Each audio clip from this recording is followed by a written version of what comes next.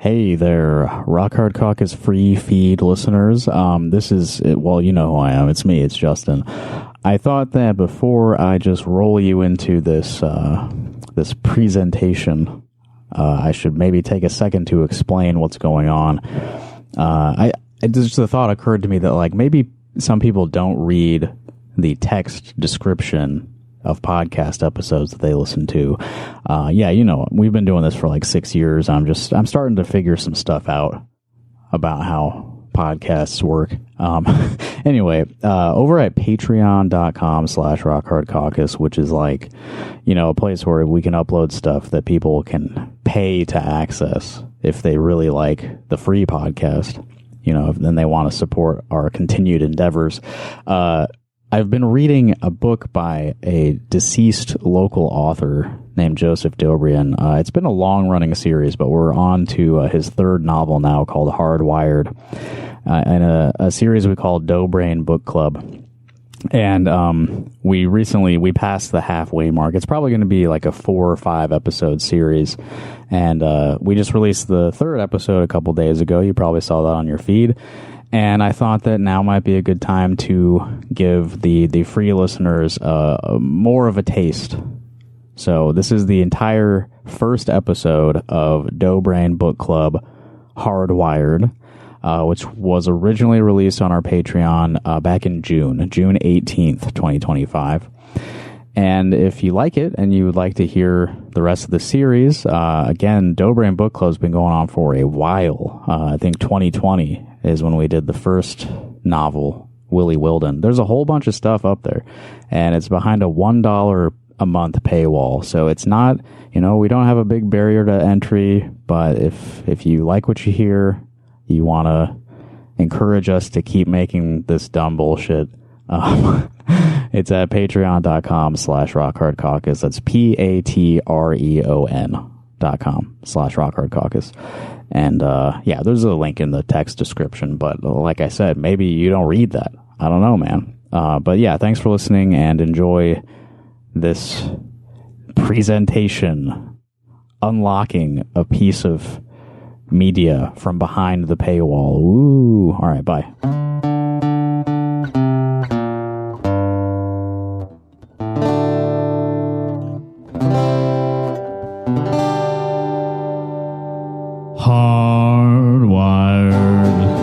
I'm so tired of reading these goddamn books and getting these dirty looks from all the people on the bus who see me reading Hardwired for the Doughbrain Book Club.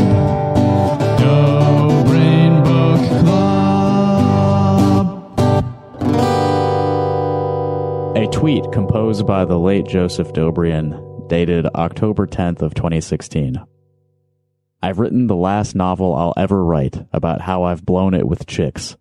So go buy a copy of Hardwired and read all about it. 1 like, 2 retweets. Do you think he sold any copies off that? Do you think anyone was intrigued enough by that description that they went out and immediately bought a copy? Oh, this guy, he has a bad track record with women. I cannot wait to read a 373-page novel about that. Oh, absolutely. Here's the question. Who was the one person who liked that tweet? Oh, yeah. Unfortunately, likes are private now on Twitter, so there's no way to find Elon. out. Yeah. You've ruined it once again. Yes. Okay, everybody, welcome back to Doughbrain Book Club. It has been a long time, probably nearing 2 years since we have read the work of Joseph Doughbrain here on the podcast, and quite a lot has changed since then. The author is dead. Perhaps the biggest change possible for a series about an author's works. Joseph Doughbrain passed away last winter. So this is the first posthumous Doughbrain Book Club. Rest in peace, Joe. Indeed. Sorry you're not my neighbor anymore, Joseph. And helping us out with this is our friend Eden. I believe this is only your second time doing a podcast with us, so welcome back Glad to It have you is. again. Thank you for having me. It's a delight to be here, to see you both, and to talk about a book that I have really complicated feelings about. Way more complicated feelings than I expected. Okay, yeah. Well, that's kind of a theme with Joseph Doughbrain. I mean, he's hateable. And now that he's dead, we can go fully gloves off on him. But hey, you're not supposed to speak ill of the dead, right? Yeah, I'm kidding. Well, I was gonna say, I mean, he's a difficult man. I'll say that. And but he does have. There's something interesting about him, and there's some sort of conflicting nature in him that makes him kind of interesting. Because he's like someone compelling. He's like wants to be left alone and live like completely tethered from the rest of society, but he also wants like recognition for it. He wants to be popular for being a misanthrope. Yeah, that's a really good summary of his whole deal. So we're reading Hardwired right now. Eden and I have read book 1 of Hardwired. It's separated into 4 books. This one is 87 pages. The first one we're reading here. And just a word of warning for everyone. Book 4 is 142 pages. Oh boy. So I didn't notice how much longer book 4 is. Yeah. And this is a prequel to the last book of his we covered, Ambitions. It's about the same protagonist, Andy Palinkas, but it's about, well, it's actually both a sequel and a prequel because he's writing it in first person after the events of Ambitions, but he's writing about when he was a child. And Evan, what do you remember about Andy Palinkas from when we covered Ambitions? He was way too into his neighbor's daughter. I remember that. That's like the main thing that I remember from that book. Yep. That's mostly what it was. It was an old man emailing a teenager over and over again. Yeah. Having a relationship that other people would never understand, especially not the girl's parents. We'll keep them out of this. And yeah, Eden, you mentioned that you were Joe's neighbor, so I was. He lived just a few blocks over from me, which will be a thing that comes up, I'm sure, as we discuss, because he makes one claim that I had to say, Joe, one of those is 3 blocks from your house, my guy. But we'll get to that in the end. As a preparation for this, I have not read any of other Joseph's works, but I felt it was my podcaster's due diligence to go back and re-listen to the Doughbrain Book Club. So I have recently re-listened to both the Willy Wilden and Ambitions episodes of the pod. They were delightful, but I gotta say, he just gets better as a writer, and the story gets less bonkers, maybe. Unfortunately, I think, for what we're going to be talking about, maybe it gets bonkers in the other books, but like, it just feels a lot more quotidian than the other books did. So far, but also definitely. but also his prose is just a lot stronger. Like, it's not, it's hard to read, not because the writing is bad, but because the subject matter is just so pathetic. Yeah, there's like a whole chapter about him playing a board game by himself. For decades. Because he talks about how he uses this rule set from 1957 to play out fantasy sports to the present day when he's writing this in 2016. Yeah. Well, he was from a generation before video games, and a lot of people were doing stuff like that. That's true. Let's give him a break here. It's totally normal activity. I think this is going to happen a lot.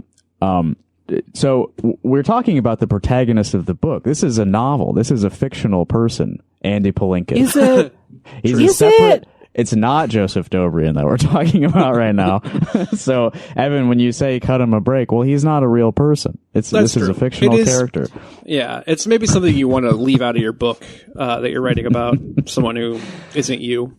But yeah, if you were to do that in your personal life, I mean, I wouldn't think it is extremely a self-insert to an annoying degree. This is Joseph Doughbrain inserting himself into his fictional setting once again. Andy is It'd be just more Joe. interesting if he just wrote an autobiography, right? I mean, for us at least, it would be more interesting. Yeah, that's true. Maybe. There is another book of essays, so someday we'll get to that. Okay. All right. Here's the thing I was going to say before, though. I have to wonder, because there is that whole discursion into breaking down the stats of baseball players in the baseball board game that he likes to play. You know, sometimes people joke about how, like, you see an author's work and you're like, oh, estrogen could have saved her because this is clearly a trans woman who doesn't know that she could transition. In Joseph's case, it really feels like Dragon Quest could have saved you. Like, if you had been introduced to the worlds that Enix was making in the 1980s, Dragon Quest 3 could have saved you, Joseph, but instead you were too busy playing shitty baseball board games from the 50s, and what you needed was an NES. Is it Dragon's Quest one of the first games that has like a or like a non-player character that you can like fall in love with too? Yeah, Dragon Quest 3 specifically, you are basically the ancestor of the characters in Dragon Quests 1 and 2. It's a prequel.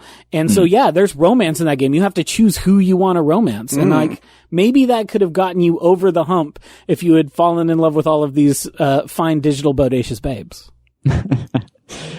Well, okay, we'll get to the baseball part.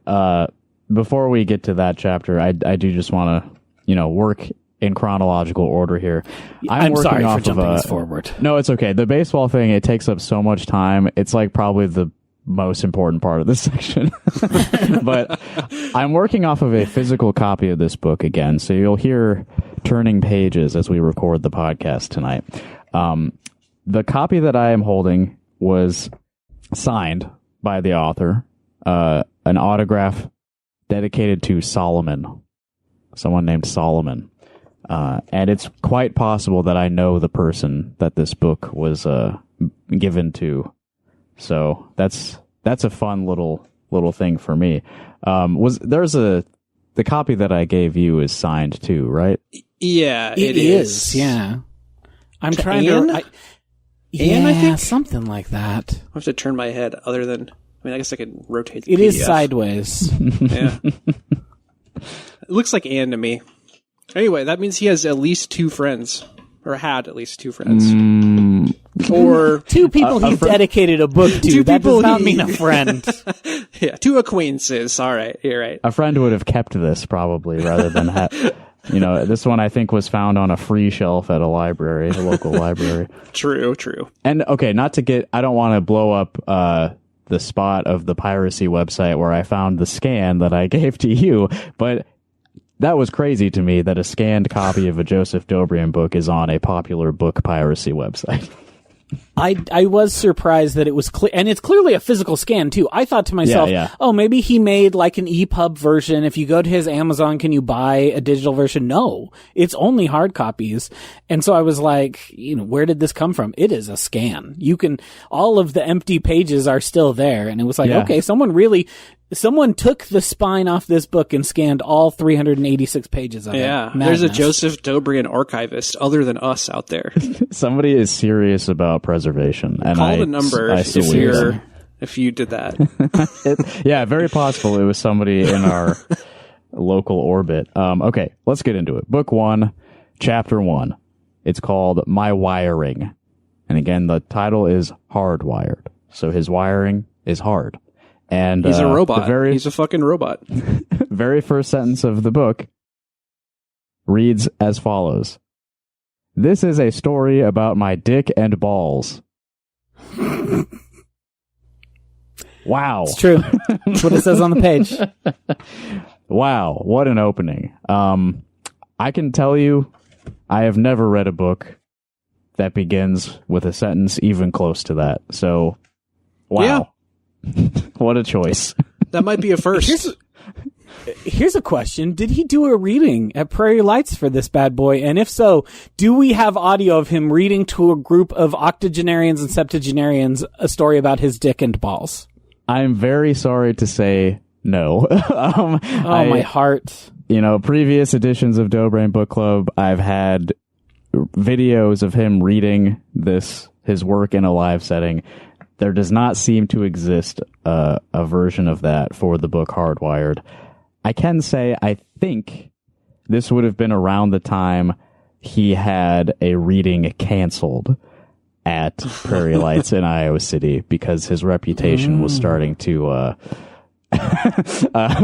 people didn't want him to be holding public events because of some of the things he was expressing.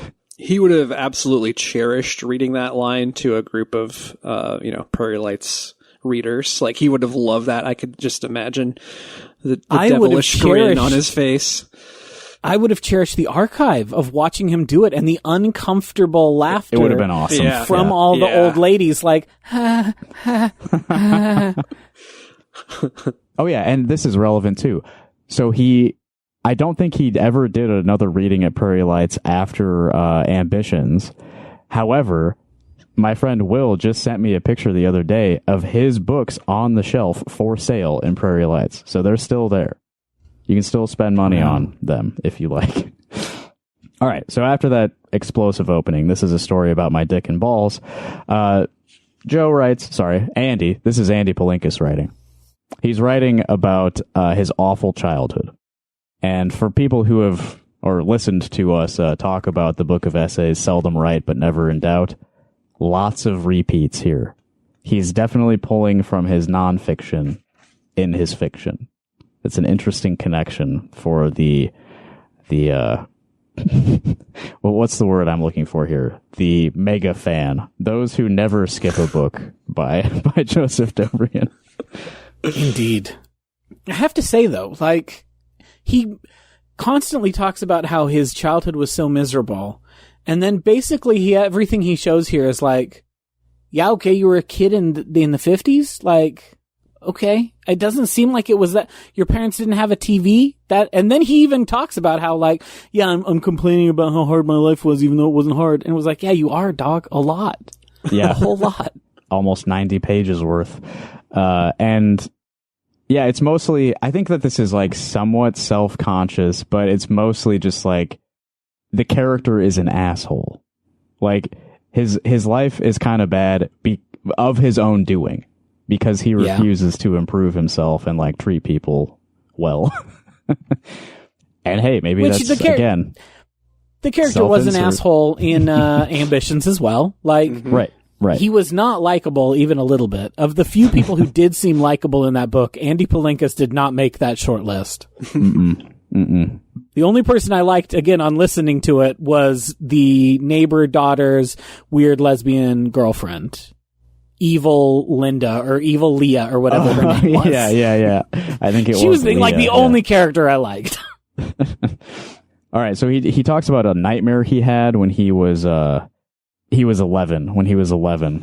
and in the nightmare, the gym teacher, Mr. Marzetti, tells the students, because of a new school rule, each of the boys was to have his dick and balls cut off. This is, well, here.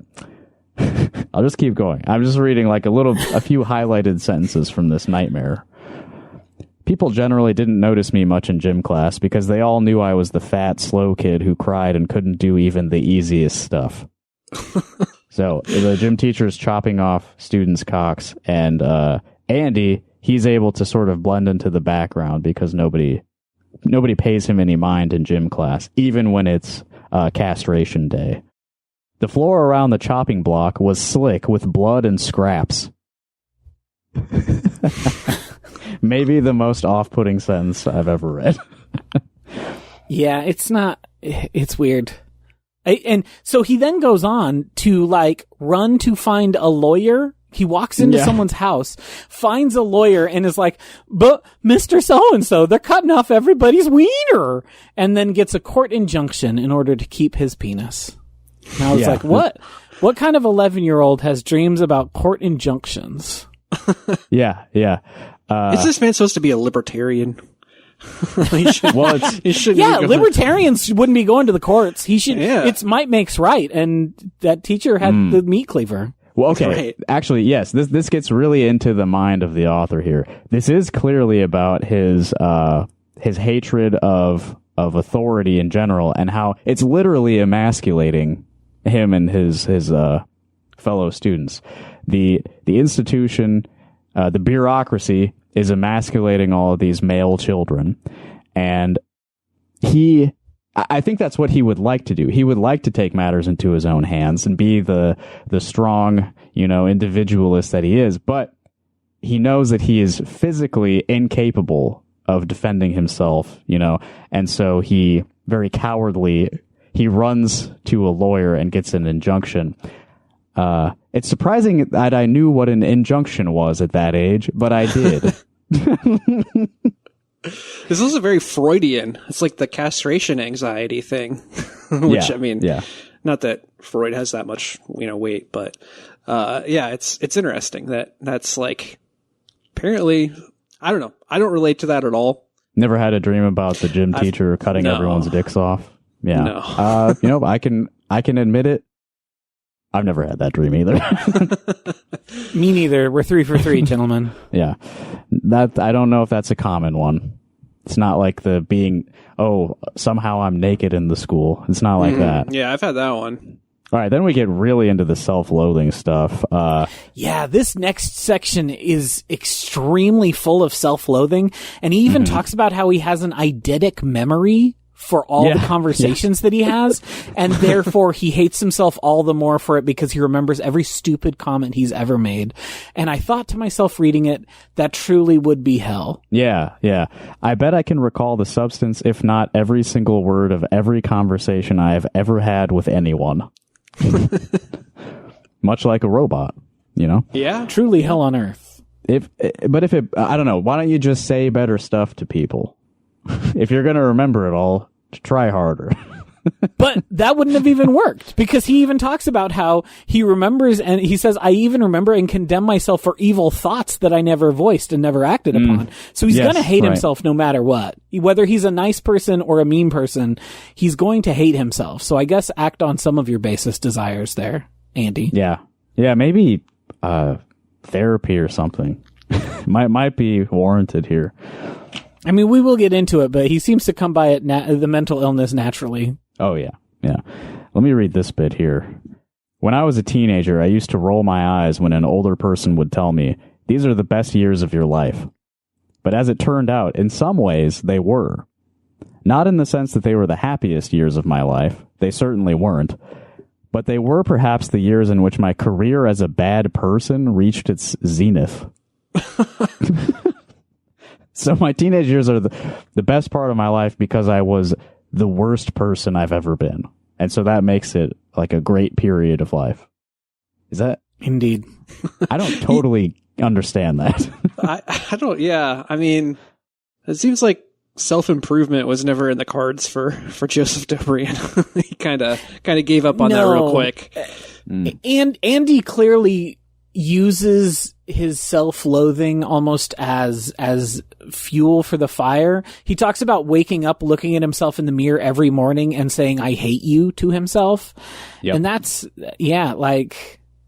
and again, this is fiction. We're not talking about, this is not Joseph Doughbrain writing about himself, but it feels, knowing the things that we know about him from both his other fiction and especially his nonfiction writing and speaking, which he pulls feels from a little here. too close to home. Yeah. Yeah. It wouldn't have surprised me if the man himself, Joseph Doughbrain, did wake up, look at himself in the mirror every day and say, I hate you to himself. Yeah.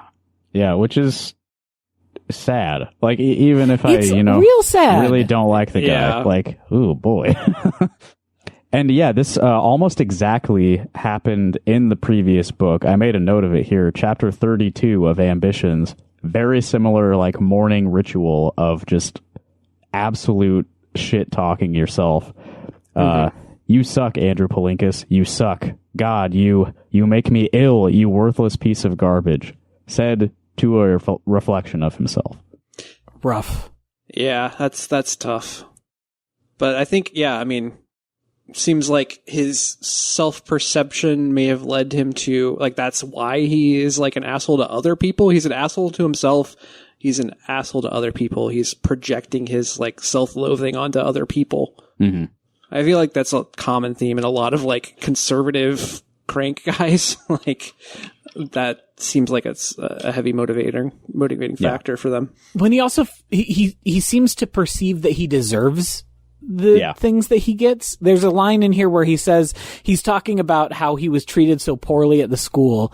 I can't find the exact spot, but I did write down that he says that kid, talking about himself, is never blameless. Like, the kids who are bullied always they deserve it, is basically what he says. Talking about not only himself but every kid who is bullied.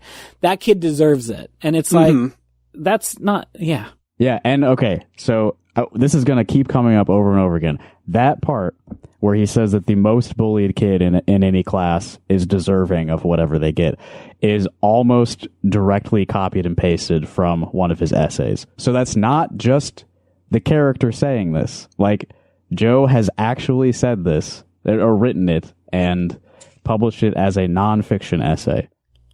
So the self-insert is so deep in here. Very small detail, but Andy says that he went to a Montessori preschool. Small detail, but I think an important one. I got to imagine Joe Doughbrain thought Montessori was the most evil shit in the world. There's no way his parents sent him to Montessori, right? I don't know that Montessori existed in the States in the early 50s, late 40s. Yeah, it would have been like... He was born in 48.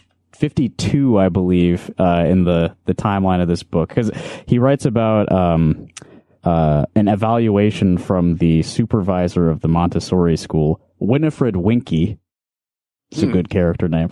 An evaluation that she wrote when he was 4 years old. So yeah, that would have been 1952. Montessori, 1952 in Wisconsin. I don't know. I'm not sure about that.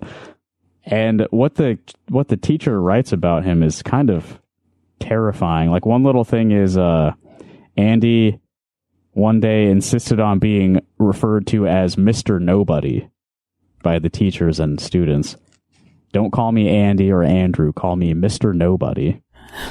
He doesn't get along with any of the other students. He doesn't play with them. He's always like off in his own world. Except for a kid, Bill, I guess he played with once. And here I'm quoting, "Beyond this rather accidental relationship with Bill, his relationships with the children were mostly advances towards girls smaller than himself. Elsie, Mary, or Debbie. And at first he would be friendly, following her around, but then he would strike out.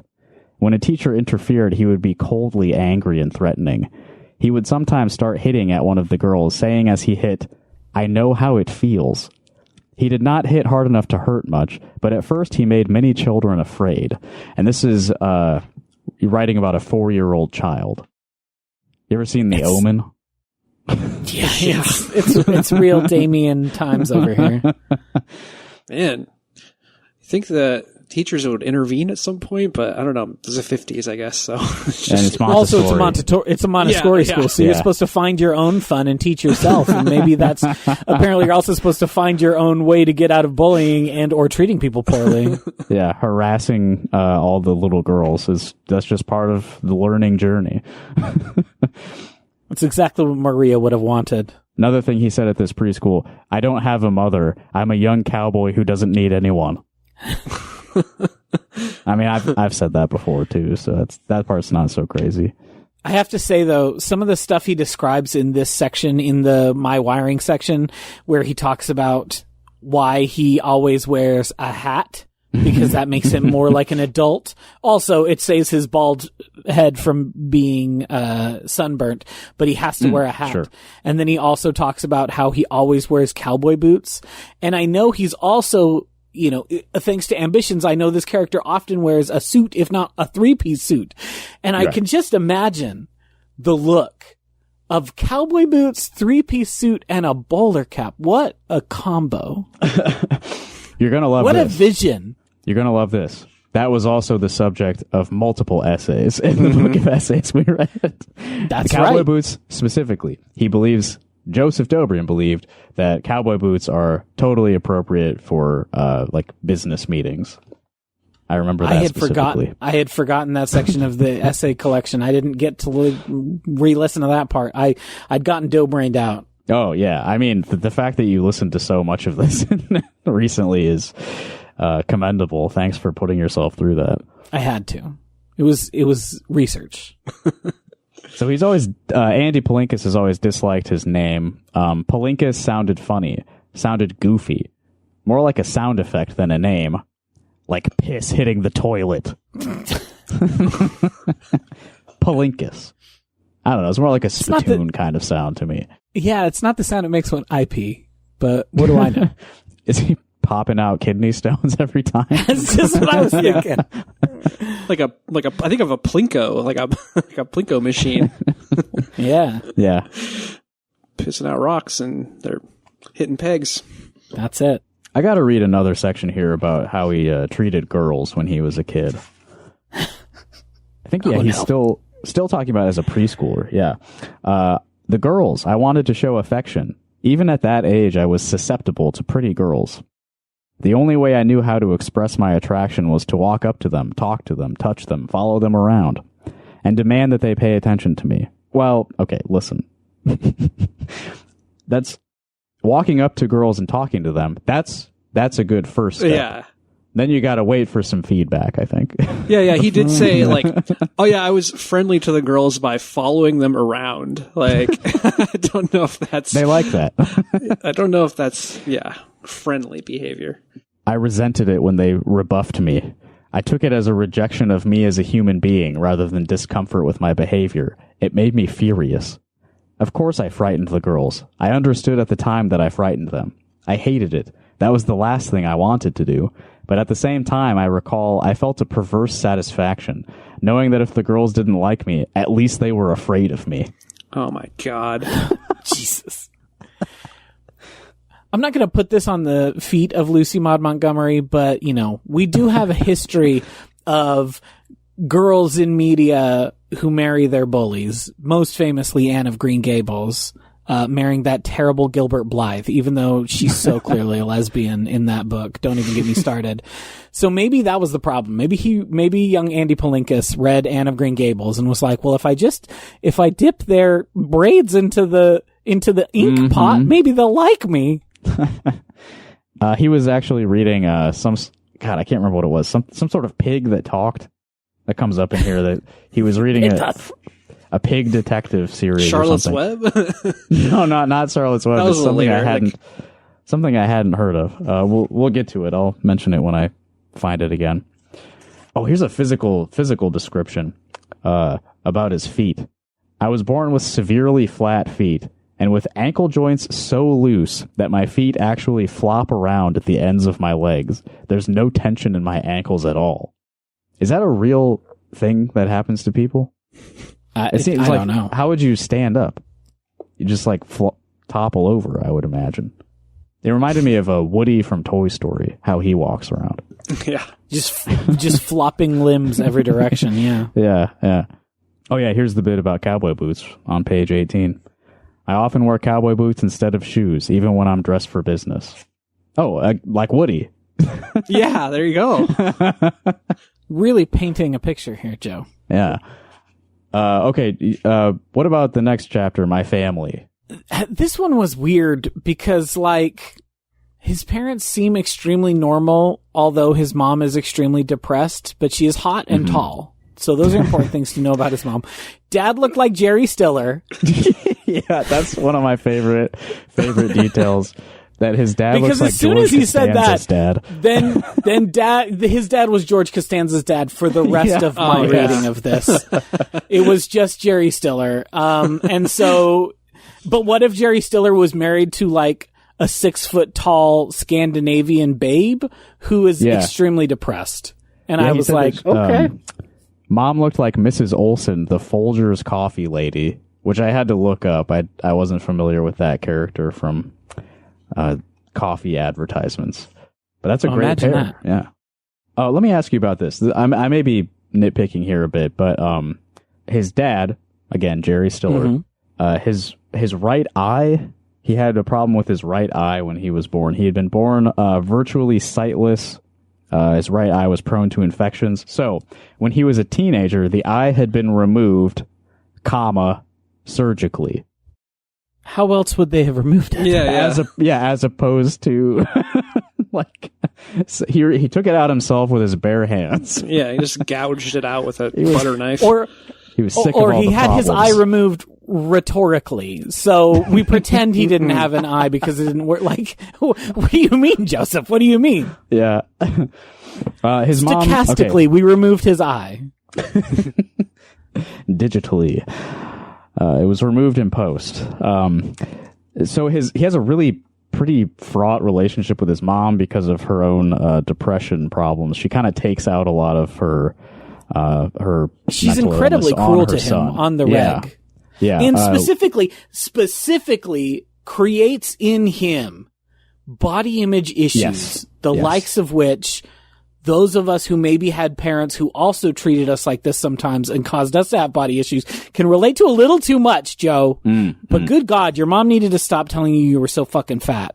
Yeah, that comes up many times. If he eats like a little bit more at dinner, she like gives him dirty looks and like says little comments and shit. Which I've always got the impression that Joseph did not have a good relationship with his own mother. Roger Ballou and Willie Wilden also, like, I think that book opened with him having like a really awful phone conversation with his mother. Yep. And yeah, so, and we know he hates women, Joseph, or hated. I keep forgetting he's no longer with us. He hated women. Like, the way he talked about women was crazy. And, you know, probably has something to do with his own relationship with his mother. So that's a big part of this chapter, but also his inferiority complex with his younger brother. His younger brother, Mark, is better than him at everything, basically. Unironically, too. Like, Mark seems like a super cool dude. Although, it is very funny how he's like, Mark was so cool. Mark was so popular. How did Mark spend his time, though? Becoming a savant at the accordion and sitting on his bed doing chess puzzles. And I'm like, I don't think Mark was maybe as cool as you thought he was, Andy, because he's spending while you are on the floor playing your little board game, he, the cool brother, is busy doing chess puzzles. Practicing accordion and reading chess magazines. I have to wonder if that was intentional on Joe's part, because it comes up more than once, and it's like, this is the cool brother. Really? Or maybe that's just what Andy/Joe thought was cool. Yeah. It's an interesting character. He also writes about Andy Palinkas' grandparents a little bit. The Palinkas grandparents, so his dad's side, they're from Pittsburgh. His mom's side is from Minneapolis. I forgot to mention the town that he was born in. It was in Wisconsin. It's called Waukesha, Wisconsin, which is a fake town. This is kind of a joke about Wisconsin town names. Waukesha.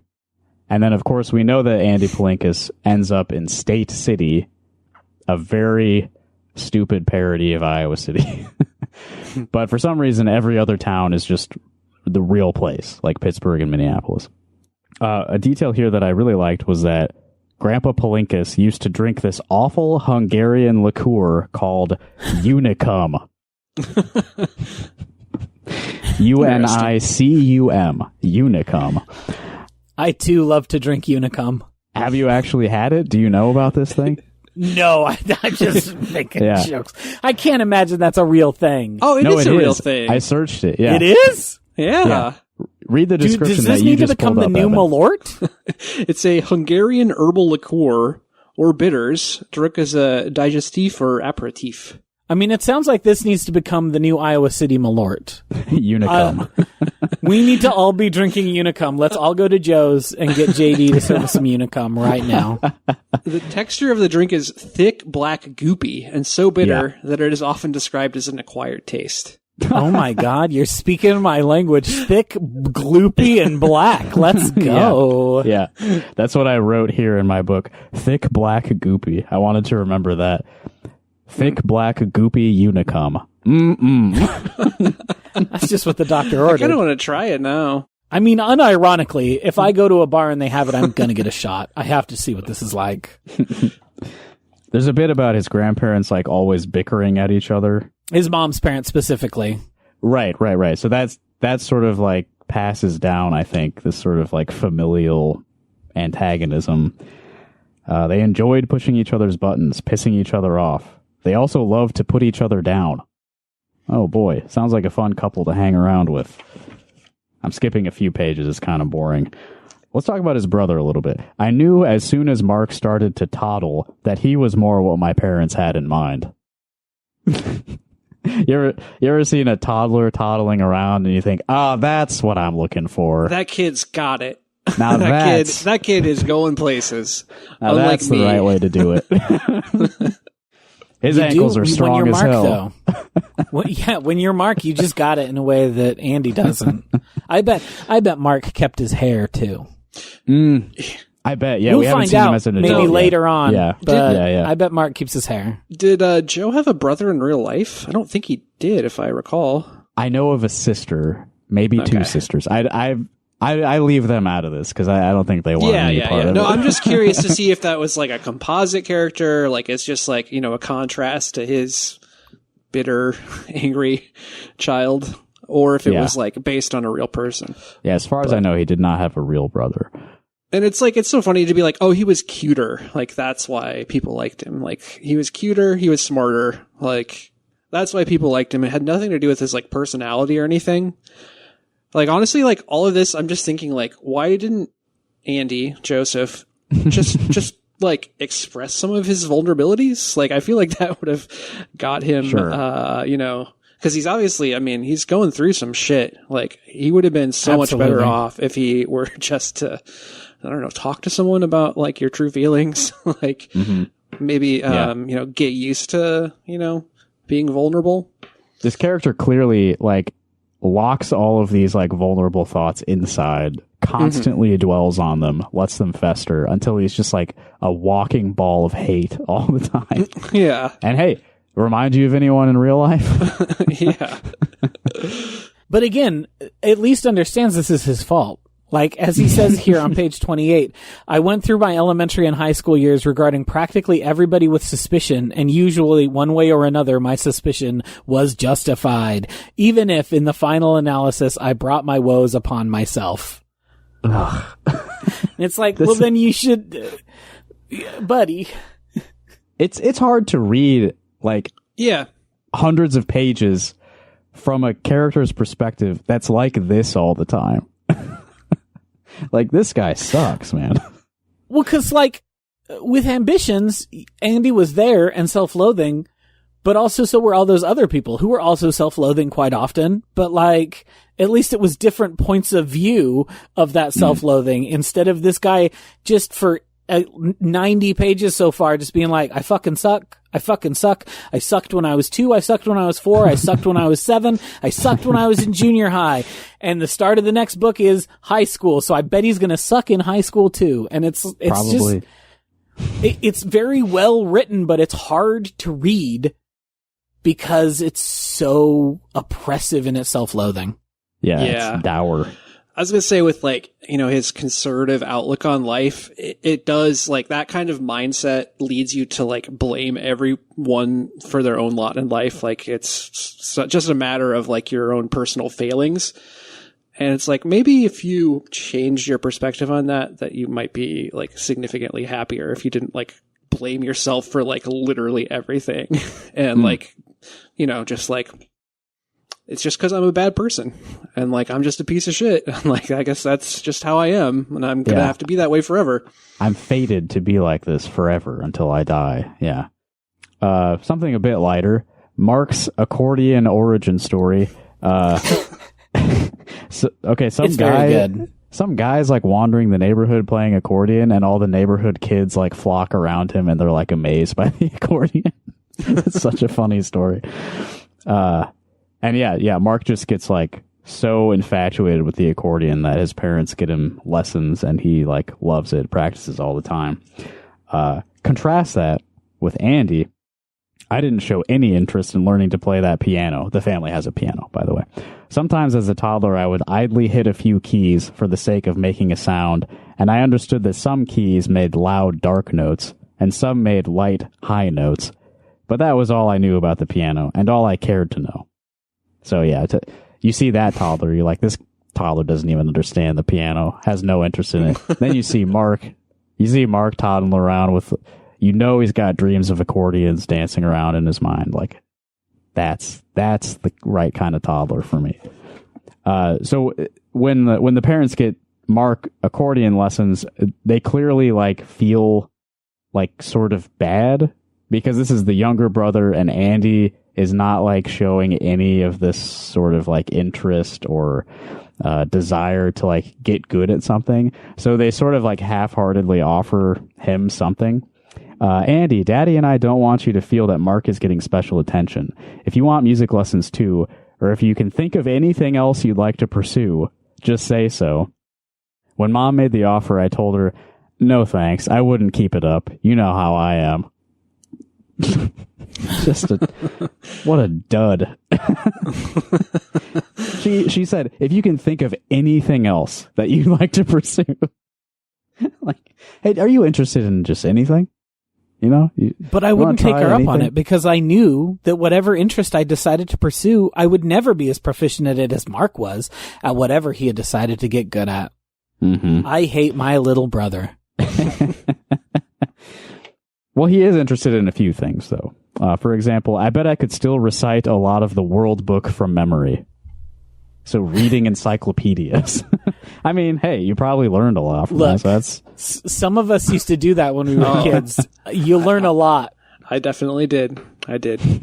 Now, I do have to say this. They were like picture encyclopedias. Well, of course. Maybe not the World Book, but... Mm-hmm. This did result in one of my favorite passages of this reading, where he talks about a thing that has happened to many of us precocious readers, where you get to know a word by sight, but not by sound. And so he says, you know what's the trouble with being a well-read kid, though? The mispronunciations. I guess I should have realized that I tended to mispronounce words because I knew so much, not because I knew so little.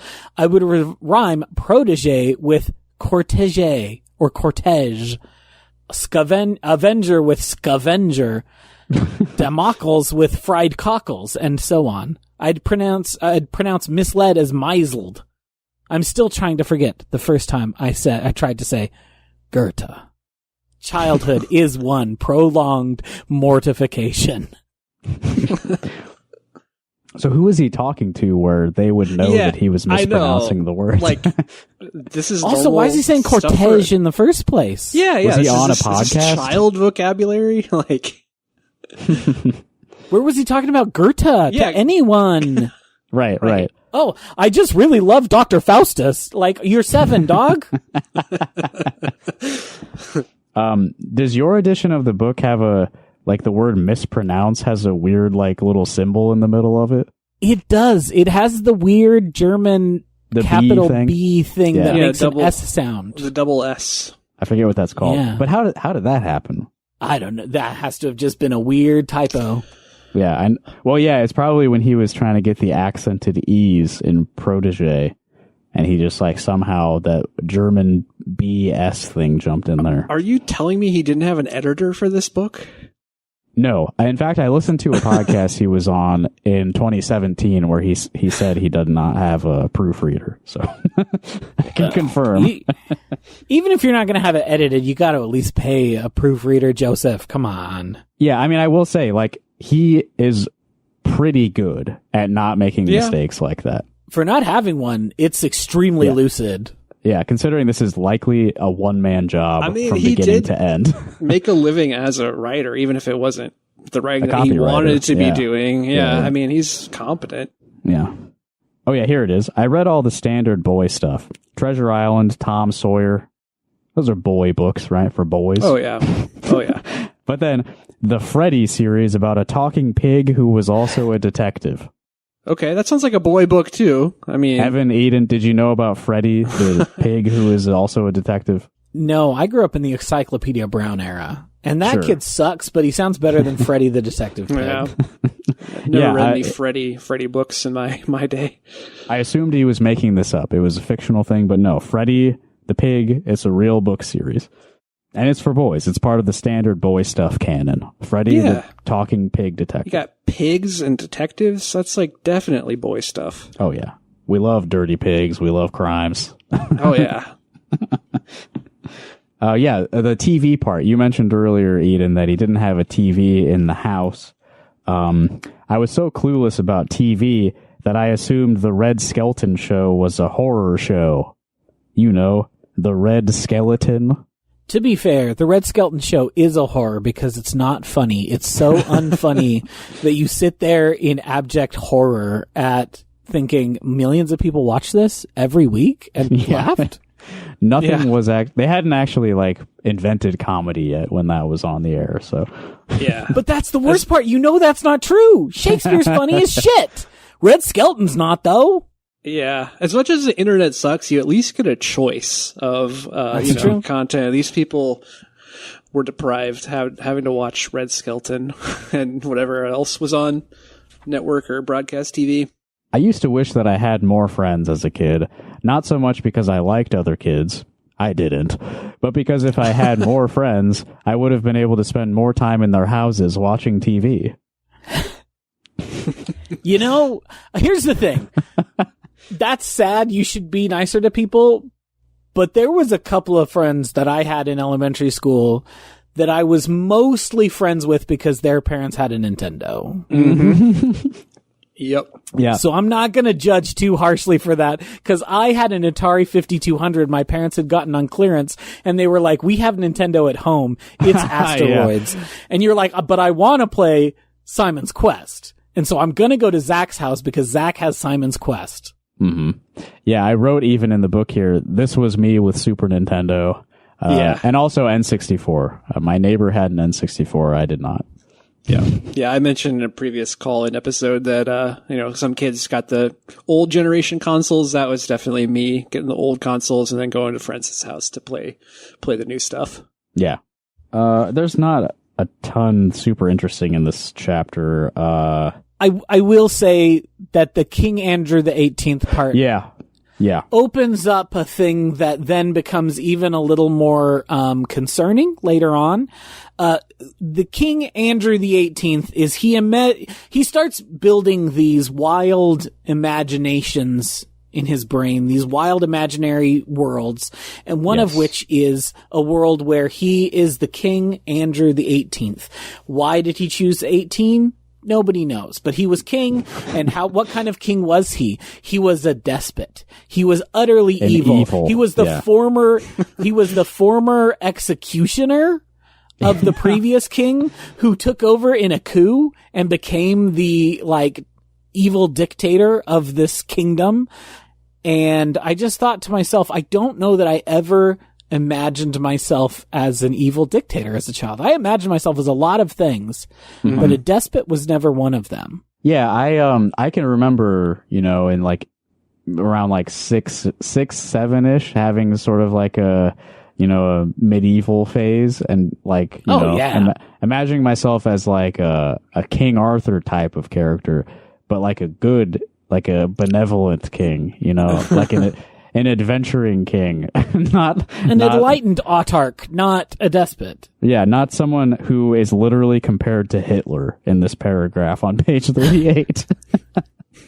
I was going to say, I imagine being a NASCAR driver, but I see here he says, I knew I had less chance of being an NFL fullback or a major league pitcher than I had of reincarnating as Louis XIV. I mean, at least he knows himself. Yeah, true. He had about him an entourage that would do whatever he ordered. This is King Andrew. Much like Hitler, except that Andrew the 18th could be even less circumspect than Hitler had to be. You ever thought about how circumspect Adolf Hitler was? Regularly. Circumspect man. This is a guy who is taking all things into consideration at all times and acting accordingly. Right. The people executed by Andrew the 18th's minions were usually my tormentors from school, grown to adulthood, or teachers I disliked. Many nights I would drift off to sleep while fantasizing blissfully in this way. Several of my schoolmates were killed over and over again, night after night, till I had perfected the story of how each of them had met a horrible end. The guillotine, usually, or hanging. Something quick. I'm a little surprised that I wasn't much interested in torturing them, but I wasn't. All I wanted in terms of causing them any great distress was to ensure that they would experience a moment of horror at the very end, when they realized that it was really going to happen to them, that they were going to die at my hands. Well, at least he didn't want to torture them. Yeah. Make it quick, at least, There you go. That's a mercy right there. So, yes, the little boy who chased the girls around in Montessori preschool, a couple years later, just night after night, fantasizing about gruesome executions of his classmates and teachers. I don't think this is normal to do. Well, I'm just saying law of averages.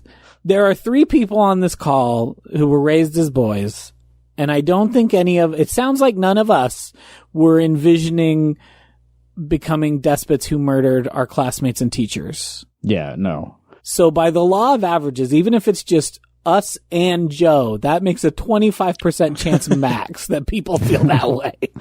Yeah. Well, and I think it's probably lower, but we'll give him the benefit of the doubt. I'll say that, like, I was not ever, like, bullied to the extent that this character appears to have been, just, like, constant hassling and, like, physical intimidation from all the other students. But, I was occasionally the victim of larger kids and stuff, and so I had moments of, like, kind of hating other kids who were mean and bullying towards me, but I don't recall ever being like, oh man, it would be awesome to hang them. Same. He's a school shooter type. Actually, that comes up in one of these chapters. That comes up later. Oh, yeah, really? Yeah. Oh, God. Yeah. Maybe he uses that as emotional manipulation and leverage. We'll get to it. Okay, chapter 3, which is called I Disgrace Myself. How does he disgrace himself, Justin? God, by what method does he disgrace himself? This is the baseball board game chapter. APBA Major League Baseball. It's like a precursor to like sports video games, it seems like. They got all the players' stats. It's like based on a particular season of Major League Baseball. And you can like roll dice and pit these teams against each other, keep score. There's like, probabilities based on how good each player is and whatever. And he wants it so bad. He covets it. I don't remember how he found out about it. He saw it in a magazine.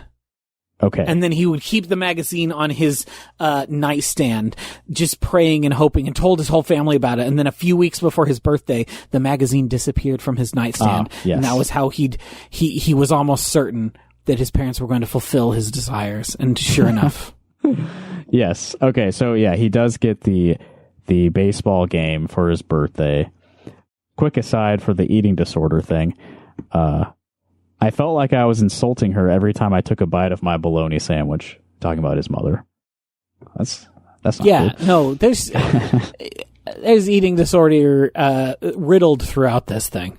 The basic conflict here is that he's so excited to play the new baseball game that he's like trying to get away from birthday dinner and like, hanging out with his family for his birthday, and his mom's making him feel guilty about it. And again, he's like 8, maybe 9. Yeah, it's his 8th birthday. And his mom is so mad that he was too excited to play with his toy and was a little antsy for 15 minutes after he got it. And it's like, okay, he doesn't like the mom, like Andy does not like his mother. Sometimes that's for a good reason. That's kind of a dick move, Mom. You just gave him the thing he's been wanting for weeks. And then you're like, now you have to sit here and chew the fat with me and your dad and your little brother who's better than you in every way for 15 minutes before you can go play your board game. Yeah. I think this is one of Joseph's favorite things, is to write unreasonably cruel women. I think that's one of his favorite character archetypes. All right, then we get into how the baseball game works, his fantasizing about being a baseball manager. I wrote in big capital letters at the top of page 43, neurodivergence. That's basically the theme of the next few pages. Yeah, it's and then, but it also led me to think, we're playing fast and loose with how autobiographical this novel might be. I know Joseph was really into boxing. Was he also like a baseball guy? I know that boxing was like his sport of choice when it came to like, this is the sport of men. I'm going to write 4 essays about this book or this sport. Yeah. I don't recall him ever expressing any interest in baseball in anything that I've read. So, yeah, maybe he just did some deep research on how the 1957 Major League Baseball board extremely game worked. deep. Yeah. It feels extremely deep. It feels deeper than the research I was doing for my goddamn dissertation. Like, it gets really nitty gritty here. He spends the whole summer playing this game like every day. Mom and Dad would urge me to spend more time outside. But why would I want to go outside? There was nothing I wanted to do out there. Now that I can relate to. Yeah. That's just spitting facts, Joe. I won't go into all the details. That's here on page 44. And we get, let's see, 2 pages later. Maybe I'm getting too technical. I do love that. So for this first season, he plays out the entirety of the Atlanta Braves season. And his great disgrace, it's titled I Disgrace Myself. Yeah. And what is that disgrace? He already knows how this season has played out because it's based on last season, right? So he gets to the finals, and because a board, especially a 1950s board game, is not going to be able to simulate all of the factors that work into an actual game, such as pitcher fatigue, he chooses to play out the game the way it lies rather than make the choice that would make more sense. Therefore, the team loses, and he goes, mulligan, plays it back, and then things turn out the way it's supposed to be. And that is his great disgrace, that in his solo board game that he plays by himself in his bedroom, he sullied the way that it turned out by saying, I'm going to re-roll that because they would have switched that pitcher out. His arm would have been getting too tired. Yeah. It's I disgrace myself. This is something he still thinks about 65 years later. He is so committed to rules and order. Like, he explicitly says that he like rues it to this day and thinks about it regularly. Yeah, here. Again, this is about re-rolling something in a single-player board game in the 50s. I have done cruel deeds in my life. I have perpetrated inconsiderate deeds, immoral deeds. I have previously described one of the most shameful acts I have ever committed. This was nothing. This was a kid behaving like a kid, making a dumb decision and giving himself a do-over. Yet it was somehow important enough to me psychologically that I keep beating myself up about it to this day, almost 60 years later. Go figure. It's basically like I can remember, I'm playing the game XCOM, and I have a particularly bad round. It's like, I'll just load the save. Like, yeah. I don't need to stick with You're this. Not playing mass Iron death Man. Event. Yeah, you're right. You're not playing Iron Man. Yeah. Joe, you can re-roll. It's fine. It's a solo game. No one has to know. I'm probably the only person here who really did play sports games similarly. Like, they're video games, but similarly where I would play out a whole season. And you have a bad game. I didn't need to lose to that team. Then you just reload it from the previous save. Totally normal behavior. I feel like what should happen is that he later on in this book redoes the season. He gets to go back and correct his mistake by re-simulating the entire season and not. It gets stranger. Not cheating. Oh, he actually does do that? No, it gets stranger because what he decides to do instead for future years, because he talks about he plays this game to this day, he says, using this 1957 rule set and then updating the stats. But what he does is he invents a new team, the Washington Presidents. And that team is an austere team inspired by the commander-in-chief of the United States. And he talks about how he invents an entire team roster, creates all of their stats and all this sort of stuff, and every year uses this fake team to play through a season against the actual existing teams. So an even higher level of brainworms than let me replay the 1957 team. It's let me invent from whole cloth. Let me sketch out and create schematics for their stadium. Then show it to my dad because I'm so proud of this stadium that I've created. While my dad is like, hey, good job, buddy, and clearly he hated me, and clearly he thought I was being stupid, but he wanted to show it to Mom anyway. Yeah, I mean, I relate to that. Madden 2008, you can do that. I had, the Iowa Stampede. You can actually create stadiums in that game. So yeah. Nice. Totally normal. Joseph Doughbrain, totally normal. There you go. Also, I am totally vindicated. Yeah, I mean, if it's something you did, it's normal. It's fine. For sure. Right? Yeah. Actually, you know what? You mentioned Dragon Quest earlier and how you can romance characters in there. I do want to just mention this real quick. So the character of the baseball manager that he invents for himself as he's doing this is like a rock star, basically. It's like a 23 or 24-year-old Major League Baseball manager who has like a hot girlfriend, and is like a specimen of a man. I was heartbreakingly handsome with thick wavy hair and deep dimples. I was tall and broad-shouldered with big arms and no fat on me. So yeah, he's getting very into the role-playing aspect of this. I dated Bridget Bardot. Is that an actress from the 50s that I don't recall? Justin, she was a bombshell. I'm sure. She was hot as hell. Let me look it up. I never looked her up before. Okay, yeah. I know her. She's a I've hottie. definitely seen her and stuff before. She caught the attention of many French intellectuals and earned the nickname Sex Kitten. Yeah. The 50s were weird. I hadn't seen any of her movies, but I had seen her picture in magazines and been utterly smitten. I had immediately forgotten Ava Gardner, probably my first love, who in my fantasy had left Frank Sinatra for me. Mind you, I was still only 10 in real life and not sexual yet, but I already had an appreciation of beauty, and beauty is capitalized. Well, clearly. He would do that. I mean. Ready for the next chapter, State City? Yeah, there's not a whole lot more in the Disgrace chapter other than he fucked up playing the game and was sad about it. And then he stopped playing Little League because he sucked at it. Right, real baseball, no. It's just endless descriptions of playing a board game, rolling dice, keeping track of stats and stuff. It's 3 pages of stats. Not good to look at. So the chapter State City is about his family moving from Waukesha, Wisconsin to State City, Iowa.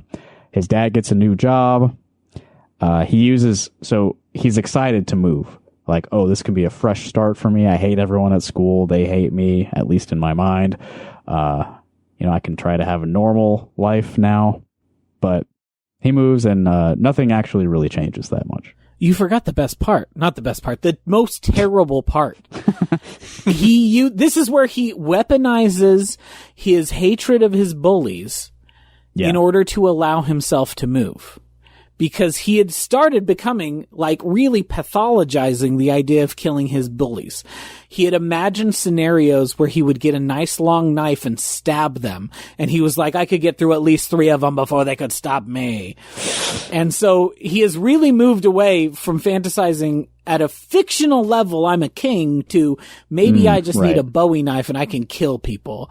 And then he really wants to move, and his parents are fighting a lot about it. His mom doesn't want to move. And so he says to her, this is on page 54, talking about why he doesn't, or I guess later on, why he doesn't want to move. This is on page 56. He's talking to his mom. He says, Mom, listen, I don't want you to think I'm being selfish, but please let's do it. It's good for Dad and it's good for the rest of us too. If we have a chance to get out of here, seriously, I can't take it anymore. The other kids, I have to get away from here. I don't know if I could stand it another year here. Then I had an inspired notion to up the ante a bit. Mom, I'd rather die than spend another year with those kids. I'd rather kill myself. Yeah. He's again, 10 or 11, telling his mom that he wants to kill himself if he has to keep living in Waukesha, Wisconsin. I won't swear that I was exaggerating when I said that. Yeah, I had suicidal thoughts. I have them still. I've had them since I was quite little, but this was the first time I had talked seriously about killing myself, and as I said it, it occurred to me that I wouldn't put it past myself. Committing suicide if I had to spend another year at that school with those kids. And then His mom reacts very well to that. Yeah, understandably, Mom is like, well, I guess we'll have to move. Yeah, she's just like, fine. Yeah. Threaten to kill yourself and you'll get what you want. She said, I guess I'm outvoted. Oh, man. And that's kind of it for that chapter. They move to State City. It does establish very early on that their home in Wakashawak is a starter home. There's only 2 bedrooms, so he always has to share a bedroom with his brother. Yeah. They move to State City. They buy another starter home with the promise, we'll move again later. But his mom clearly, and I understand this, clearly hates to move. Yep. And is like, fuck you very much. I'm not moving again.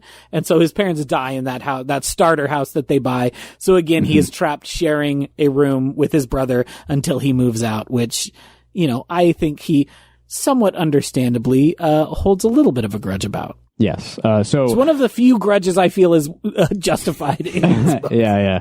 Rather than spending a lot of time in their shared bedroom, he spends almost all of his time at home in the basement. Going forward. An unfinished basement, by the way. Mm-hmm. So he's hanging out in the basement alone, playing his baseball board game as much as possible. So recipe This is definitely not a school shooter. You're gonna start a new life here in State City. You're gonna be the cool kid now. You're setting yourself and up here's for success. Thing. I haven't read any further in this book other than the part we read for tonight. If you told me this book was about a school shooter, I would believe you, but I know that can't be what it's about because he's the fucking writer and character in the other book. Right. And exactly. surely you do not become a successful men's store owner if you are also a school shooter. In the same But if city, I didn't have that prior knowledge, I would think, Andy Palinkas is going to murder his classmates. Yeah. Well, he thinks about it. He fantasizes about it a lot. God, but now I would think that was the premise of the book. I would think this was a Rage by Richard Bachman retread. Yeah. Have you read that? Have you read Rage? Oh, years ago. I got the Bachman books like 4 in 1 when I was on my big Stephen King tear. Rage? Yeah. Yeah, because it was in the 90s. It was before Stephen King. It was pre-Columbine. So Stephen King was like, yeah, you can read my shitty book about a kid shooting up a school. It's not good. It's maybe his worst book. Interesting. I wasn't familiar with that one. It's really must be wiped from the records. It's out of print intentionally. Yeah. It's shocking. Like I read it a few years ago and I was like stunned that it exists. It's like literally like empathizing with a school shooter who has no remorse about what he's done. It's fucking crazy. Yeah. It's a real bad book. Like even if he hadn't removed it from publication altogether, I would say that's a skipper. Yeah. I mean, Stephen King did a lot of self-insert characters, so that's true. Yeah, I mean, it just doesn't seem out of the ordinary for him. However, I do need more ghosts, Joseph. I want some supernatural shit in this book, please. You're not going to give me a school shooter, so at least give me a spooky spook. Not to keep going on this tangent too much, but wouldn't it be crazy if just like school shooters like grew up to be business owners and you just like like you just knew that the guy who owned the clothing store when he was like 15, he just like killed a bunch of kids. Yeah, it'd be pretty fucked up. What a crazy world. That's just what you made me think of when you like, I know that that's not what this book is about because he grows up to be a menswear store owner. Like, damn, what if he was though? I mean, we don't know what's going to happen in this book. Who knows? We know that fiction, it's about his adolescence, so who knows? Yeah. I'm actually more curious how he became a successful menswear store owner. Like, I think the school shooter, that's, you can see kind of where that would come from. But the menswear doesn't seem like a guy who'd be into menswear. Yeah. All right, so on to Chapter 5, Southside Junior High. Andy's strategy for not repeating his awful elementary school years is just to be as quiet as possible. If you never talk to anyone, they'll never find out anything about you that they could use against you, basically is what he's thinking. He does refer to himself as repulsive looking, so that's not going to help. Indeed not. So in this chapter, Andy and Mark, his younger brother, they meet a couple of neighbor kids, Charity Childress, who is Andy's age. She lives across the street. She's sort of like a feminine version of himself in some ways, like the inferior sibling who's like very interested in her own like little creative world or whatever. But unlike Andy, seems like trying to be a person. Yeah, seems like a nice kid. Instead of like a terrible homunculus, she seems like she's trying to be a person and like reach out to people and create community and find love and friendship and like a meaning to life. And whereas Joe is just like, or not Joe, Andy is just being kind of an asshole about it. It's gonna keep happening. And it made me really sad. I really like Charity. She seems really nice, and I just know it's gonna blow up in her face because she became friends with Andy fucking Palinkas. And what's ironic is that like multiple times Andy is saying like, I didn't want people to see me and her together and get the wrong idea and think that I was like interested in her, because he doesn't find her attractive enough.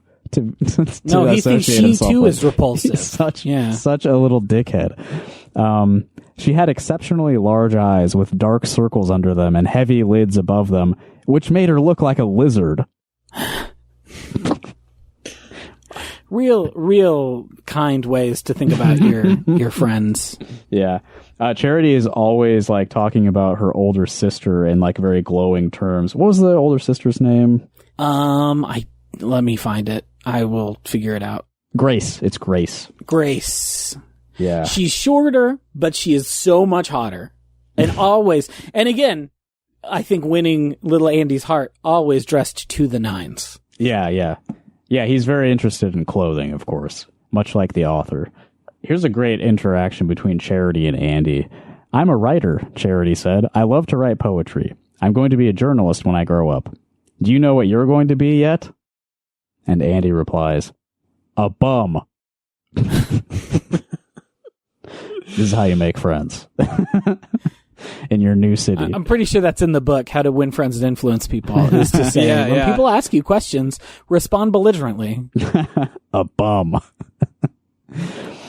I was already uncomfortable walking with this awkward and plain girl. I hoped she wouldn't attach herself to me right away, but naturally she sat down right next to me in first hour English. Oh, God forbid a girl be nice to you. Yeah, literally a taste of his own medicine, of him following girls around and like touching them and shit. Like, yeah, at least she's not like hitting you. Tables have turned, buddy. Oh, he sort of befriends the class president, which is a very unexpected development. Mitch Rosen. But like in a weird way. They're like not really friends. They're just like friendly. Like he sits near them at lunch, and so the guy gives him the nickname, "Hey, Gabby," because he doesn't ever say anything. And so then that becomes his nickname because he doesn't talk. Even though, of course, he thinks that this is somehow a slight against himself, as he says, that shocked me for an instant because my middle name is Gabor, the Hungarian for Gabriel, and I lived in fear these kids would find out and call me Jaja or Darling with that burlesque accent, which is what had happened in Wakashawak. No, you just are quiet. Terrified. So he's like, "Hey, buddy, say some words." And that's kind of their whole relationship. However, I do also wonder what happens there. Because what's the name of Andy Palinkas' shop? Rosen's Menwear. Oh, shit. So I think Mitch Rosen's dad is the one who owns the menswear shop that Andy Palinkas goes and gets a job in and eventually buys. Okay, that makes sense. Yeah. Gabor, by the way, was, I think, his grandfather's name. The one who liked the black, goopy unicum was Gabor. Here's a physical description of Mitch Rosen, the class president. He had curly black hair and a hooked nose. He was a good-looking kid. So like Joe. Gonzo, the Muppet, a good-looking hook nose. I mean, I do think Gonzo's pretty cute, but... Oh, yeah, okay. And Mitch, who is like calling him out for just like silently sitting near the cool table at lunch. Not in like a mean way, though. Mitch is just like, he's just like a very confident kid, it seems like. Just wants to like... He seems like the cool class president. Yeah. He turned to the other kids sitting nearby. He said, "This guy looks like he's thinking about blowing up the school, doesn't he?" Now, this is like in the I think mid 60s at this point in the timeline. Was that like on a lot of people's minds at that time? Like bullied kids that are going to blow up the school? I don't think that was quite in fashion yet. Yeah, I don't think so. Mitch was ahead of his time. He knew the signs to watch out for. He knew that the school shooting is coming at the end of this book. All right, we got one more chapter to cover tonight. Chapter 6, The Childress Family, which is kind of a retread of a lot of stuff that happens in Ambitions. It's like, oh, the liberal woman, she's always getting in people's business. Don't we hate her? Mm-hmm. That's what I mostly pulled out of this. We get more of this like silent sort of hatred of Charity for no reason. Sometimes Charity the person. Now that I think of it, though, Joseph Doughbrain also probably hates real life charity, the concept of giving. That's probably why she has that name, actually. Sometimes Charity and I walked together to and from school. I was reluctant to walk with her because I was afraid the other kids would assume we were a couple. God forbid anyone think you have a girlfriend. Wouldn't that be devastating to you? She's too ugly. She wears thick socks instead of nylons and then doesn't bother to make sure that they're both pulled up to the same height, Justin. Yeah. I mean, that's my sartorial kind of crimes. Oh, yeah, this is so funny. A bit about his brother here. I anticipated that Mark would start kidding me about spending time with Charity. He never did. Never mentioned it at all. But out of that fear, I once said to him offhand, as we were both in our room one evening, "You know, Charity isn't my girlfriend." Mark didn't look up from the chess problem he was studying. He shrugged and said, "What do I care?" Man, Mark is a total Chad.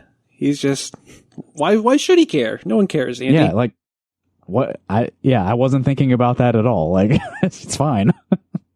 Sounds like he's in denial. He wants her to be his girlfriend, but he just can't admit it to himself.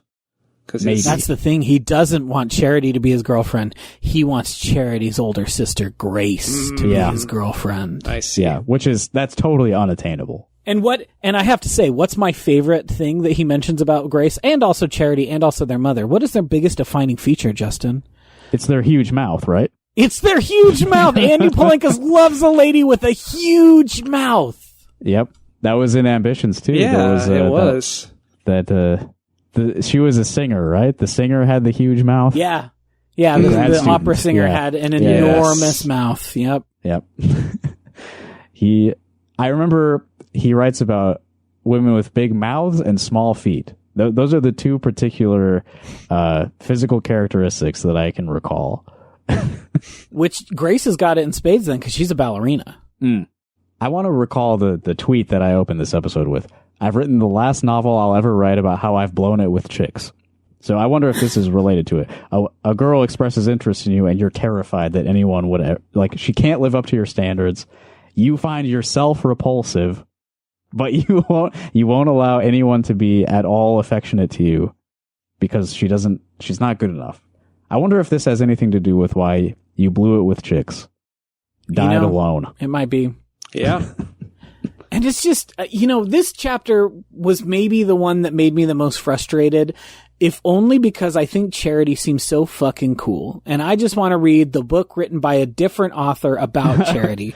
There's a point where Charity, because they are in so many ways similar to one another, as you said, okay, Charity is younger and Andy is older than they're extremely better than them and in every way sibling. But Charity knows that. Charity mentions multiple times, Grace is perfect. I wish I could be her.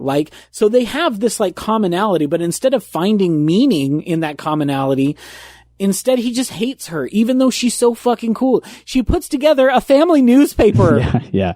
The Children's Chronicle. Which is the nerdiest thing that has ever existed, and writes out this 4-page newspaper with a letter to the editor about Democrat shit. So Joe's dumbass bullshit because it's Democrat coded. Yeah. Writes the story of their parents' love, even though their parents clearly don't actually love each other. Explains why their Quaker dad went off to war because their mom was like, "Are you going to be a bitch or are you going to go to war?" That is such an interesting part. Let me pull that up, actually. Yeah, this is an excerpt from Charity's piece about her parents. Your father was and is a Quaker and a pacifist, and he considered claiming the exemption he was entitled to as a cradle Quaker, says Mrs. Childress. I understood that he wanted to take a principled stand, but I told him I would be disappointed if he did. This was a war against Hitler. There's that name again. And I'm Jewish by birth, as you know. So so you can imagine that I felt very strongly about it. Which is, kind of an interesting story, taken at face value. But I was thinking, what am I supposed to feel about this? What does Joseph Doughbrain want me to think about these characters in this situation?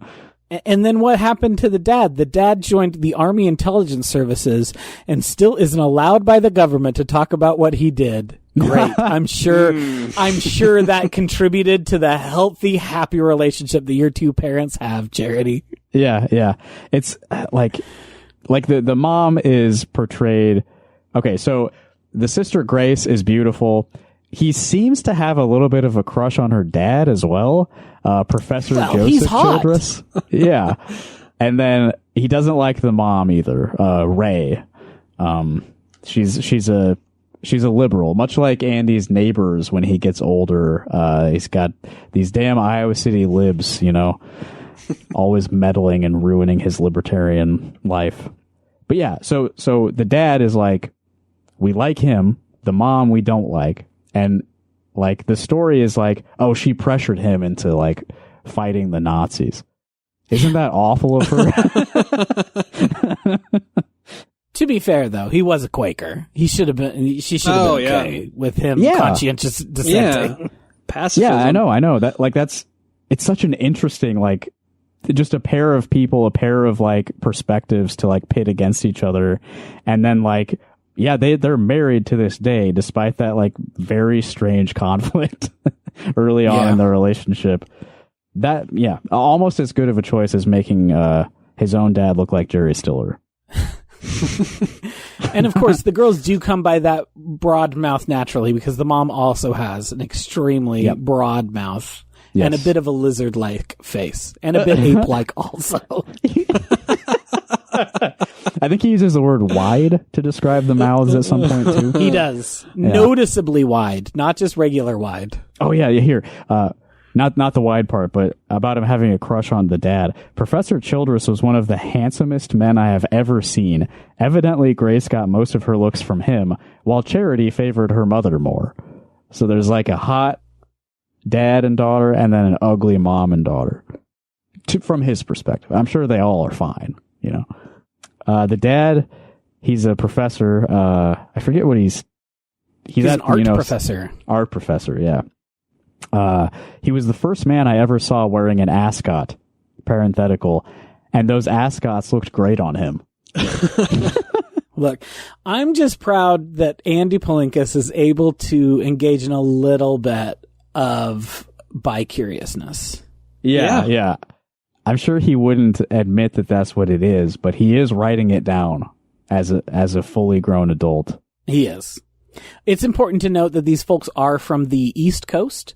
Her dad is Charity's dad is from Boston, and Charity's mom is from New York. So he likes to occasionally point out their ridiculous East Coast accents. Yeah, there was something about Charity having an accent when he first met her as well.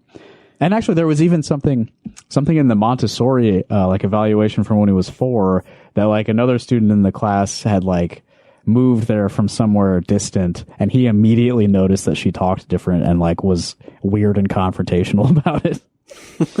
Yeah, he goes off on this weird, after he introduces the parents and we get to know them a little bit, that's when he goes on this weird meander about late 50s, early 60s politics, because it is 1962, 63 when this is happening.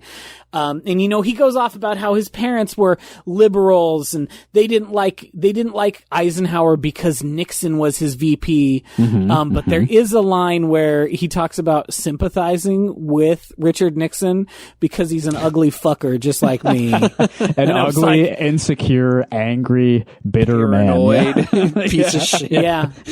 So, that felt a little too real. To be totally sympathizing with Richard Nixon because it absolutely identify with him a little too much. Before I forget, I want to predict that he's setting up possibly adultery between these sets of parents. Because, like, he really is. Yeah, both couples don't really seem to love each other all that much anymore. And much like Andy, his mother seems to have a thing for the professor as well. She giggles. There's something about her giggling every time she sees him. Mom would giggle every time when they greet each other, like if they see each other in the driveways or whatever. I could tell that she was a tiny bit taken with him. Everyone loves the professor. I get it. Everyone's hot for teacher.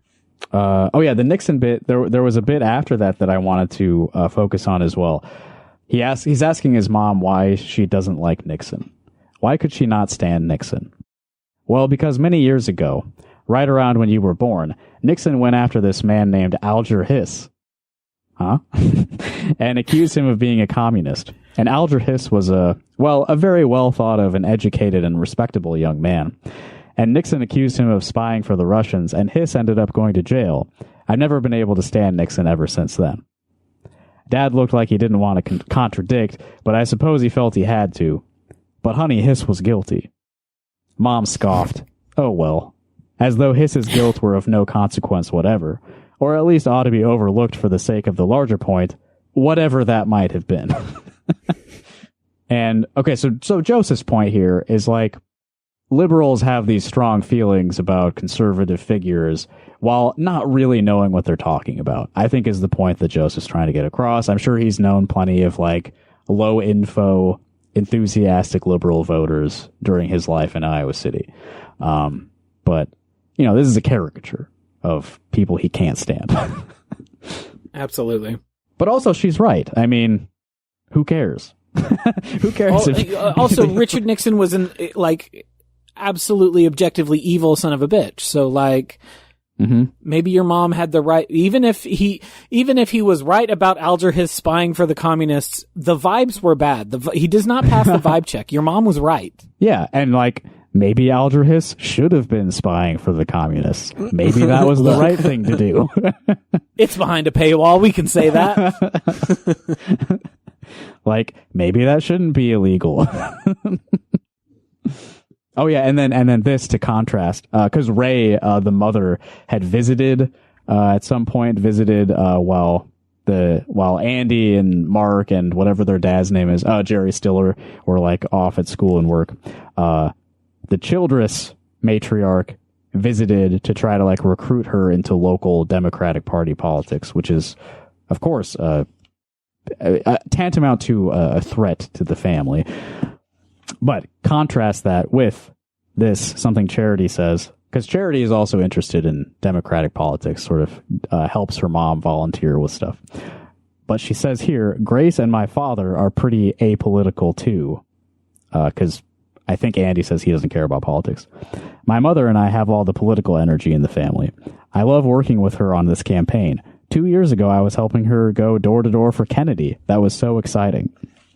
Now, think about what I said a few minutes ago about the Childress family. Mother, father, 2 daughters. 2 of them are a certain way, 2 of them are another way. The 2 who are beautiful and attractive, don't care about politics, are not liberal do-gooders. The 2 that are hideous, that Andy hates, wishes would go away, he's repulsed by them, they are the liberals. It's almost mom too gonna start simple. Getting uglier. Yeah. Yes. If she gets drawn into this Democratic circle, she's gonna start growing horns probably. That's it. Speaking of his mother, Charity asks him this: "You don't like your mother, do you?" I didn't say anything. His response is silence. What I probably would have told Charity if that conversation had continued was that I had felt sorry for Nixon back when he ran against Kennedy. I had had the feeling that a lot of people were supporting Kennedy because of his looks and his charm. He was charming, no question about it. Nixon probably had got picked on at school too when he was little. You'd referred to this earlier, Eden, but I think that the actual paragraph there is so revealing to I think the author's politics. I think that this has something to do with the man, Joseph Doughbrain himself. I personally don't think that you are allowed to wiretap because you were bullied. But maybe that's just me. Maybe that's just my personal politics. Maybe I could be convinced another way, but Joe's not around to convince me anymore. I think that the resentments from your childhood do not justify all of your behavior for the rest of your life. And unfortunately for Andy Palinkas and Joseph Doughbrain both. Mm-hmm. Like, maybe you shouldn't hold lifelong grudges because people were mean to you in elementary school. Like that, that does cause deep-seated psychological issues, I'm sure. But, it's not your fault, but it is your responsibility, I think, to get past that. Let it go. Let it go. I mentioned this earlier, but I did have one fact-based complaint with this section. On page 82, he says, I bet you'll never see a mom and pop drugstore again either, by which I mean a single family-owned drugstore, as opposed to a chain like Walgreens or CVS. And astute listeners will remember that I know where Joseph Doughbrain lives, and I know, or lived, and I know that it was 2 blocks from Town Crest Pharmacy, the literal definition of a mom and pop pharmacy. Yes, they have 7 locations now, but I think that's still considered a mom and pop pharmacy, dog, and it's 2 blocks from your house. Yeah. Although you do have to pass a Walgreens to get there, so maybe that excuses it. Speaking of, I'm just saying, State City has a pharmacy right there. Yeah, I mean, assuming that it is a 1-to-1 with Iowa City, which it usually is. How long has CVS been around? A long time. CVS is pretty old. Founded 1963. So you're cutting it a little close here. May not have had locations in Iowa yet. Walgreens since Walgreens 1914 or whatever. Yeah, the corner stores. The page before that had one little detail that I have to mention. Musical talent also seems to mostly be bestowed upon the beautiful members of each family. Mark and his accordion. The professor is a great pianist. Sometimes, so Charity plays clarinet. Sometimes I would hear more tentative, erratic sounds from a clarinet. And that is my next album. Yeah, I was going to say, that sounds like that's a great name. I mean, tentative, erratic sounds from a clarinet. Imagine that in sort of like a cursive font. Yeah. I'm ready for it. Yeah, I'd love to hear it. Oh my God. On the top of page 82, I wrote, I'm scared we're going to get a scene where Andy jacks off to Grace. That's the older sister. To be fair, he mentions often how hot Grace is, how she wears her hair, how she's always in heels unless she's in her ballet slippers, how she's always wearing seersucker skirts. She's clearly a hottie with a naughty body. I just hope that we do not get him, I hope we do not have a return to the theme of dick and balls. Yeah. Later on. Yeah. I mean, he's going to have some kind of sexual awakening in this book, right? He's got to. And he only has really expressed interest in, famous actresses and his older neighbor, Grace. Something bad's going to happen. I'm not going to like reading it. Probably. Something about Charity, though, the younger sister who is more in his league. She usually wore shorts and a halter-type blouse. The halter somehow emphasized the fact that she barely had any breasts at all. She is 14, again, leave her dear alone, listener. Man. God. He's so, it just pisses me off when these awful protagonists that Joe writes are so judgmental towards all the other characters. Like, they hate themselves. I think, Evan was saying this earlier. He hates himself, but all that self-hatred just goes outwards and just constant lashing out at everyone else. It's just such a repulsive state of being. I can't stand this person. Yeah. It's not healthy living. George Orwell wrote that when you reach a certain age, maybe 50 or so, you start thinking about things you saw or heard in your youth that you'll never see or hear again. A restaurant where most of the customers are happily smoking. That's his first example. That was something everyone loved We all miss that. Here's the question. When you think about that, what are the things that you know you'll never see? I know we're not quite to our 50s yet, but when I thought about that, I was like, yes, torrent forums. I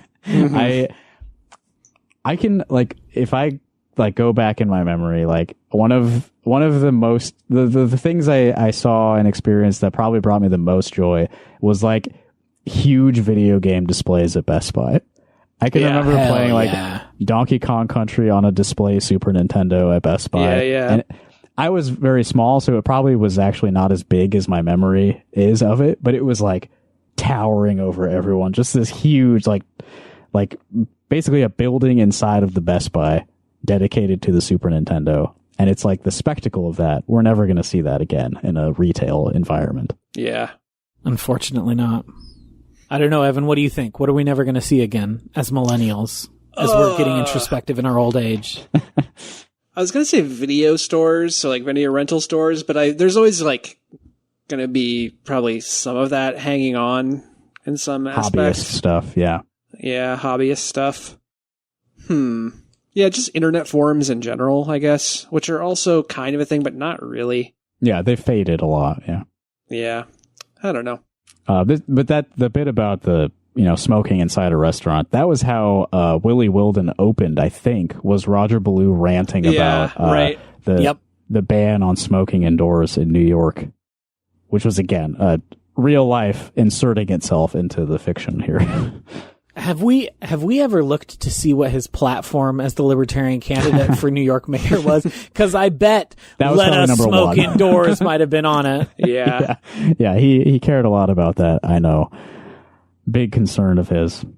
Another one, though, of these things that you'll never see or hear again is a teenage girl wearing a demure conservative pastel sundress with high heels. That never happens. That is not like the uniform of Christian Girl Summer. Right. Something you'll never see or hear again. An attractive woman. wearing slightly modest clothing. Nice clothes, yeah. All right, we're nearing the end of this chapter. What else is in here? Oh my God. Another part that really pissed me off in this section was him talking about in the summer of '63, seeing that cover video or that cover picture of the monk in Vietnam self-immolating to protest the government's treatment of Buddhists, and him calling that vainglorious. And using that particular term and saying, I didn't know the term vainglorious then, but it is the word I would have used. What an inflated notion of himself this crazy old man must have had. And I was like, no, he had principles, Joe, a thing that you're not familiar with. Yeah. Self-sacrifice.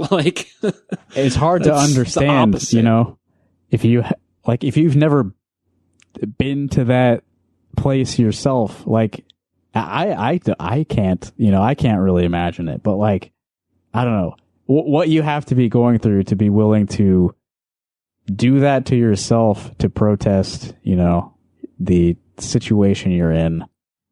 I don't know, to just like see that and be like, what a fucking idiot.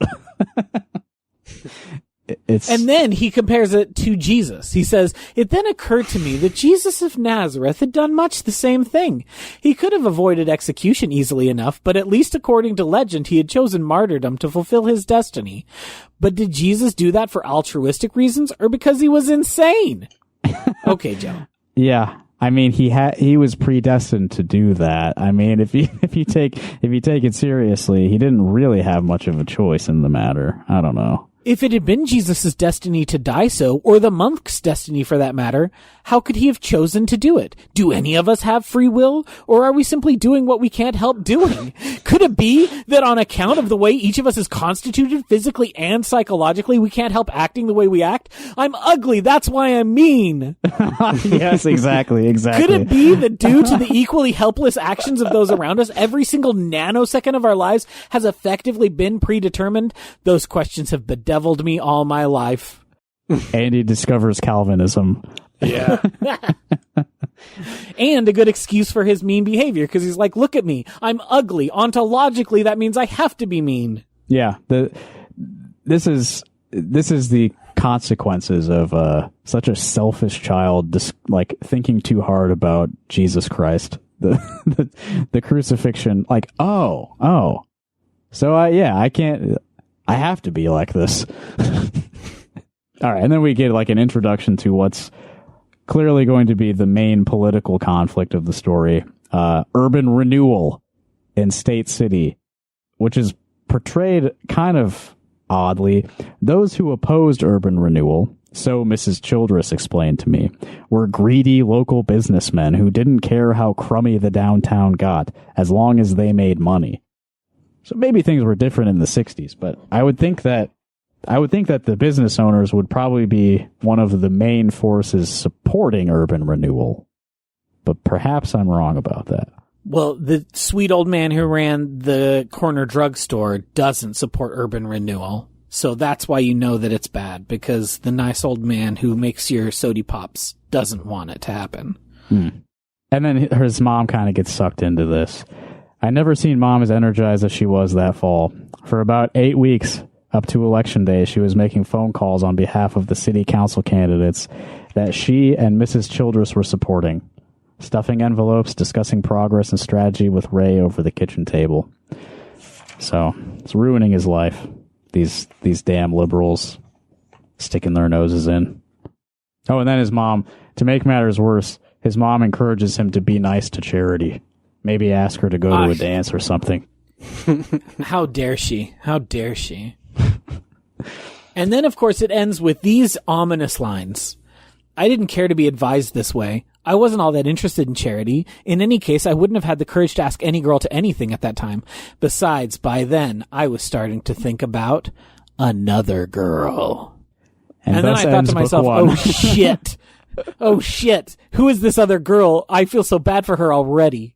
Well, it's got to be Grace, right? That's the only other girl we've learned about. Maybe. He's also starting high school. Maybe he meets somebody's new. I'm scrolling forward. There's someone with the last name Prick. That's not true. That didn't happen. Great. That's going to be good. Yeah. All right. So that's book one. And that's all we've read for now. Any predictions aside from what we've already discussed? School shooting is still on the table. I'm coming around on the school shooter idea. I really think that might happen. I think he's going to blow it with this girl that he's thinking about. Yeah, obviously that's got to be. We know that is it. the whole point of the book, is that the book is about how he's always blown it with women. So that's going to go poorly for him. Oh yeah, chicks. Not women. Chicks. Yeah. We don't respect women enough to refer to them as women. We call them chicks here. Mm-hmm. We are quoting Joseph Doughbrain there, to be clear. I always refer to them as women or ladies. This is a women respect zone here. Yes. Good catch on the Mitch Rosen thing. Rosen being the name of the suit store owner. Yeah. I figure it must be his parents. His dad, maybe. Yeah. Or, here's another swerve for you. Maybe Andy Palinkas really does begin to act on his bi curiosity, and he and Mitch Rosen eventually fall in love, and it's named after his dead lover. Ooh. That's not what's going to happen, but it would be really funny if it did. It'd be a better book if it did. That would be a good twist, is that he talked about this is a book about how I blew it with chicks, but totally found out that I love men. Yeah, and unfortunately, we know that he is single and obsessed with large-mouthed women in the future. That's true. He is full of lust towards women in ambitions, and also pays for sex. I'm pretty sure. Oh, I forgot. He is a consistent John over the course of decades. Right. I'm going to make one bold prediction. Mark Palinkas. He becomes Weird Al Yankovic because of how good he becomes at accordion. Or maybe he won't become Weird Al. Like, that would be quite a swing. But maybe he'll just become a famous polka musician. You know, you could be the polka king of the Midwest. That would be cool. I hope that good things happen for Mark. Well, I know they do say earlier on, because they talk about why Mark should have been the executor for his parents' will, They say Mark is a physicist and a professor somewhere. Oh, So- right. Mark makes it happen, but he might also be the Poke King of the Midwest on the weekends. Yeah. I was thinking like maybe polka musician / minor league baseball pitcher, but that doesn't that leave would a be the lot dream. of time for physics, was it? Yeah, hard to get a PhD while you're both playing accordion and baseball. Both do involve physics, though, so it makes sense. That's true. That he went into that field. That's very true. All right. Well, I think that's all we got for today. Thank you for enduring nearly 2 more hours of Doughbrain chat. We still, got 3 more books, book 2, 3, and 4, books within the books here. Oh, and a l'envoi. You love when he puts one of those in there. A l'envoi. I don't even really know what that is. It's like the farewell. Right. Okay, yeah. So we'll get to it eventually. This is kind of slow going, so don't expect another episode too soon, but we will be back at some point. And now I hit stop.